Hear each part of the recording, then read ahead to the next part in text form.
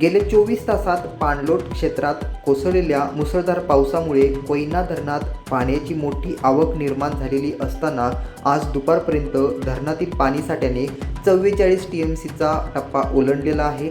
कोयना परिसरात अद्यापही पावसाचा जोर कायम असल्याने महाबळेश्वर आणि कोयना नगर पट्ट्यात मोठा पाऊस पडत आहे। यामुळे धरणातील पाणीसाठा हा वेगाने वाढतोय। जर हा पाऊस असा सुरू राहिला तर धरणातून पाण्याचा विसर्ग वाढण्याची दाट शक्यता नाकारता येत नाही।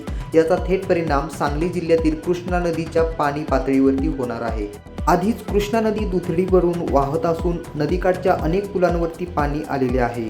धरणातून विसर्ग वाढल्यास सांगलीला पूरक परिस्थिती गंभीर होण्याची शक्यता नाकारता येत नाही।